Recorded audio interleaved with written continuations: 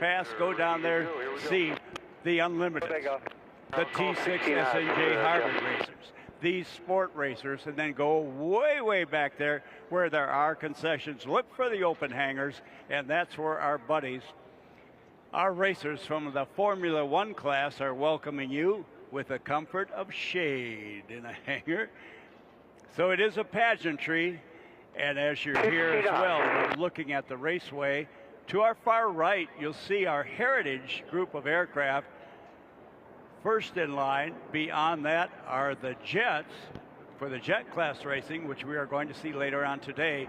And beyond that, all of the exotic STOL racers. Sandy, let's introduce the base plane pilot. And we have taking off in the Lockheed T-33, our pace plane, Mr. Steve Hinton. Followed right behind him, a man who you know is fast, Jeff Lavelle. He's flying his P-51, race number 4, sweet and lovely. Mark Moody in race number 0, flying Spam Can. Another P-51D. A change of pace here in airplanes. We got a P-63 King Cobra. That is Pat Nightingale from Lakewood, California, flying Pretty Polly. Race number 75 will be John Mazzola II.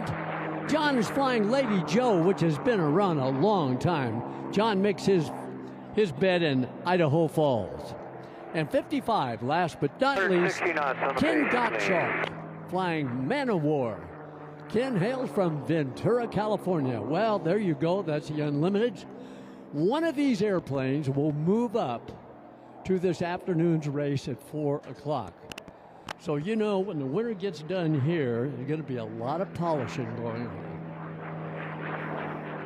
That should be Ken Gottschalk in race number 55. That is Man O' War. Okay, the airplanes will go out. You and I know, Danny. They'll go out there, find the pace plane, or the pace plane will find them. Right. And they will get them in formation as the right number of order and go around what we call P-Vine over here to our left, that line of hills. And then Steve Hinton, as they make the turn for the last turn to head in for the home pylon, or not the home pylon, pylon number 2, we'll hear Steve Hinton telling his guys, get in place, and for those famous words. Oh, here, I don't want to step on Bernie's. We're going to turn over to Roy Happily as the Thunderbird, Jimmy Stewart, race number 90 from the Dakota Territory Air Museum, and the great effort of Warren Peaches in the air. Roy, it's all yours. And what a magnificent airplane as well, as Bernie Vasquez is at the controls as he brings the airplane in a great... All right, racers, Sarah Jones, turn to the left here. From the right, and listen to this machine.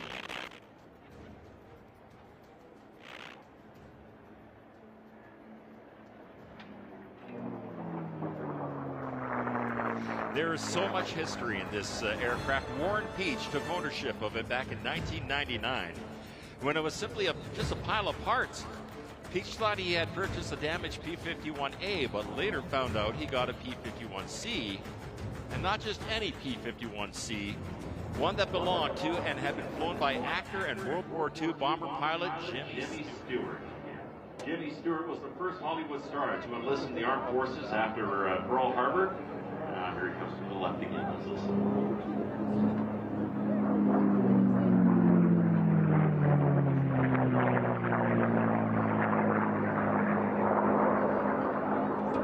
Jimmy trained as a pilot in the Consolidated Aircraft B-24 Liberator heavy bomber and flew 20 combat missions over Germany as the leader of a B-24 squadron. He rose to Brigadier General in a military career that lasted 27 years. At one point, it was also owned by Jackie Cochran, founder of the Women's Air Force Service, and the first woman to break the sound barrier. Cochran flew it on several record-setting flights and sold it back to Jimmy Stewart.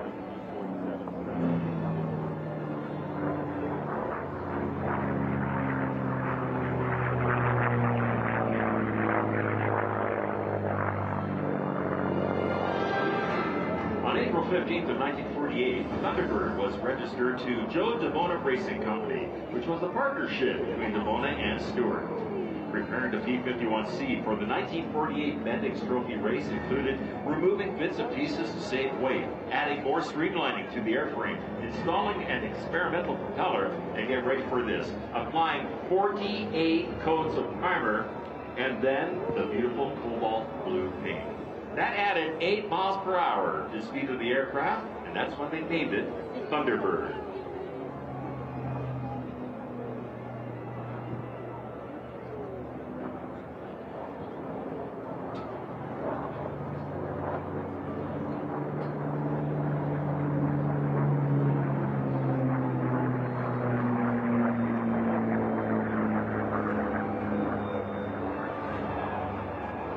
On September 3rd of 1949, DeBona piloted the Thunderbird in the final Bendix Trophy race and won.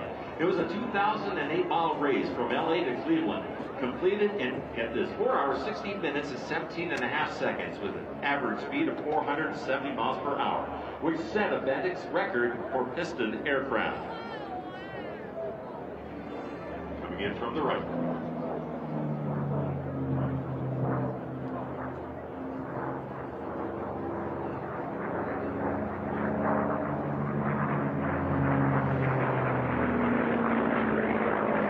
Who comes, of course, from a great family of aviators and mechanics, spent more than a decade gathering parts for the restoration, but he didn't have the time to finish the project, so he turned it over to Air Corps Aviation in Bemidji, Minnesota.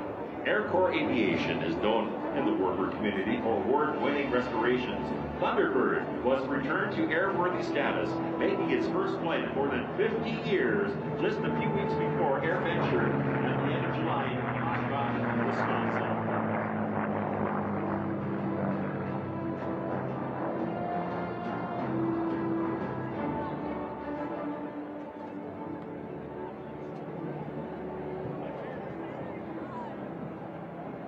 As Bernie Vasquez takes the aircraft around the track, does that ever look beautiful? What do you think of Thunderbird, my friends? Isn't that gorgeous? Let me tell you, the airplane now belongs to the great folks at the Dakota Territory Air Museum in Minot, North Dakota. And if you've never been to that museum, please go. It is amazing, the collection of aircraft that they have in there. And also brought to you by Marginal Aviation. And a special shout out going to Bruce Ames. Bruce Ames put in so much time, sweat, tears, and money into this airplanes. We do have to give both Warren Peach and Bruce Ames a big salute and a big round of applause, please. And don't forget, at the Dakota Territory Air Museum, the P-47 that is down here, it is an award winner. It is here for you to look at. It is here for you to scrutinize. And if you have a pit pass, you can do the same thing with Thunderbird when it gets down to the pit area.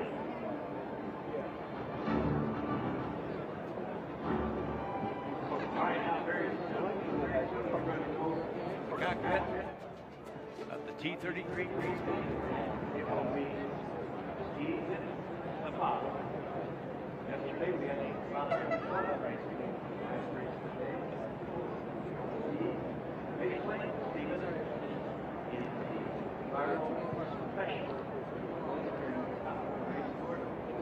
Unlimited pace, clear on course. Thank you.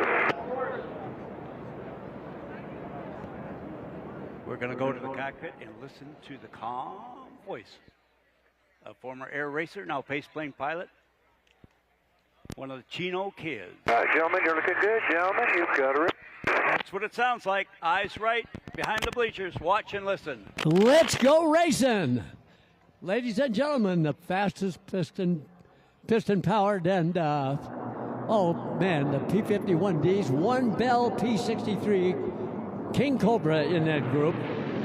Now, these airplanes, bear with me, we can all tell a P-51. We certainly know what a King Cobra looks like. But the numbers just aren't big enough on those P-51s. They're all polished out and look so good.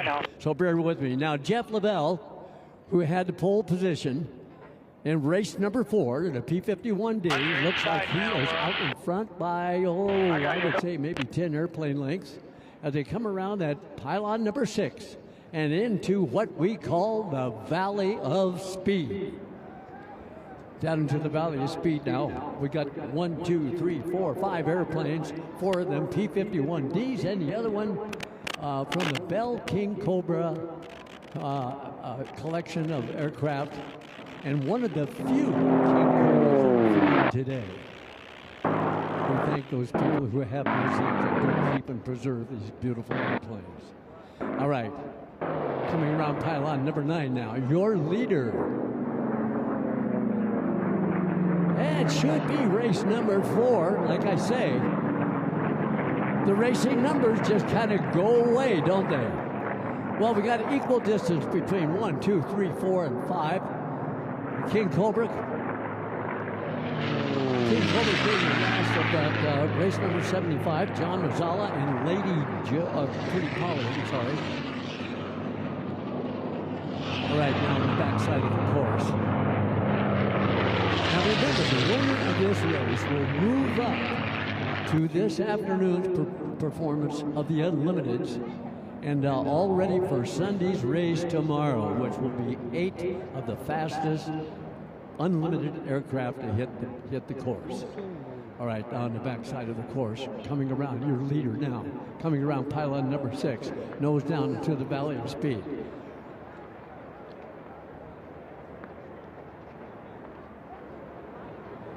Now, when he comes around pylon number 8 and 9, headed for the home pylon, we're going to shut the sound down here for just a moment and listen to the V12 Rolls-Royce engine.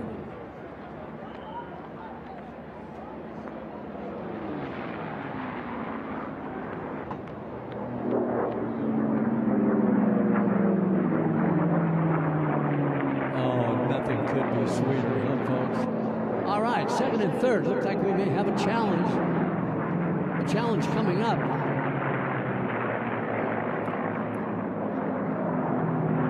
Keep a close eye on those. Now, these airplanes that you see racing, not all of these aircraft are really what we call race equipped. You will see some of that in tomorrow's race in the gold, and also the last race of today's program at approximately 4 o'clock. The Rolls-Royce V12 engine puts out roughly in stock form about 16 to 1700 horsepower. Well, the one that Steve Hinton is going to be flying this afternoon, called the Bardol Special, it's putting out close to 3,000 horsepower. So quite a difference, and it's all in the know-how on how to bring what the absolute horsepower that you can before that engine comes apart. First lap speed in the dive, 316. Second lap speed, 329. Well, it looks like Jeff LaBelle in race number 4 has a very, very comfortable lead here. Again, there's that sound. Oh, put me to sleep, huh? Yes, that sound. Go to bed at night and listen to that. Oh, wow. Oh, man, we got second and third still battling to get out here. Mark Moody and Pat Knight. And another challenge here for, looks like, between last place, huh? No, now next to last place, we got the King Cobra. Looks like he just got passed by that P51. And a P51 in back of him should be Kid Gottschalk in race number 55, a corporation pilot from Ventura, California. Jeff LaBelle is from Kenmore, Washington. And he is a man who knows how to get speed out of the airplane. Mark Moody in Spam Camp. Mark from Rancho Cucamonga, down in Southern California. Pat Nightingale and Purdy Polly, that's race number 63, and how fitting race number because it's a Bell King Cobra P63. John Mazzala II, race number 75, of course, from Idaho Falls, Idaho. And he is a Warbird restorer. He's flying Lady Joe. Last but not least, race number 55, Ken Gottschalk, racing Man o' War, a Corp pilot from Ventura, California.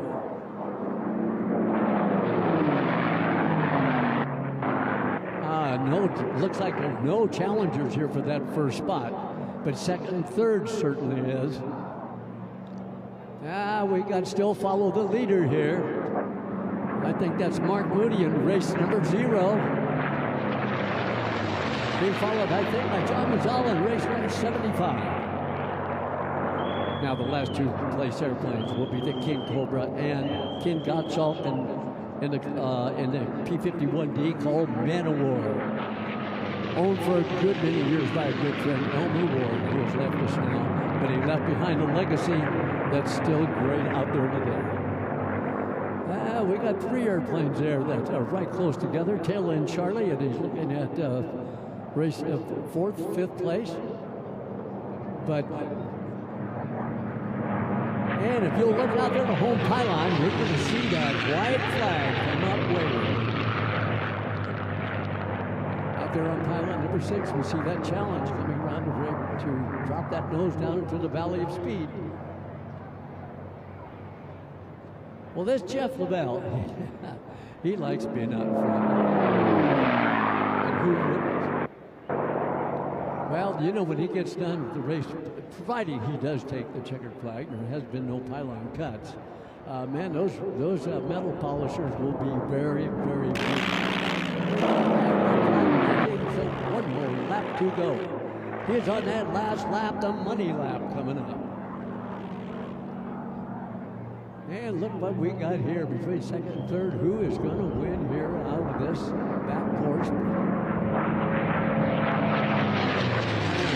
Nice formation. I'm going to say that.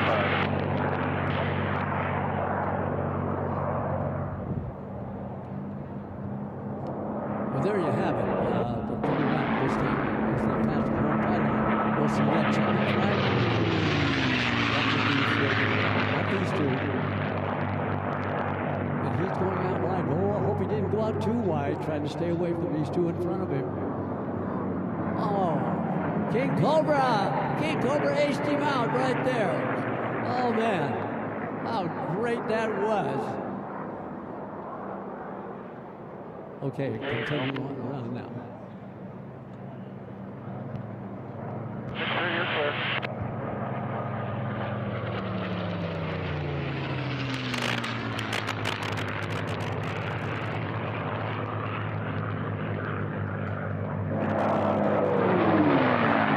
There I see him coming around number 8 now. Now around race pylon number 9. This should be the man to take that checkered flag. It should be Jeff LaBelle in race number 4. And there you have it.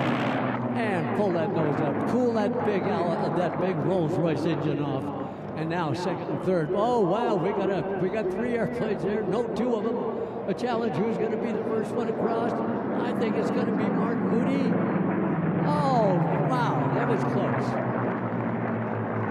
Okay.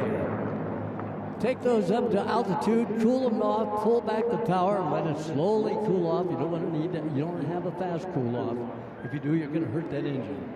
Well, Danny, we still got airplanes out on the course coming around pylon number 9, and they're looking at that home pylon. 3 airplanes to finish up this 5-plane race. Down low. All right. King Cobra got in there ahead of that 51. Yeah, there you have it, folks. Well, hang on to your hats because this afternoon we'll have the winner of this race here. Will be trying to keep stepping up as in the unlimited class already for the gold race on Sunday. All right, as you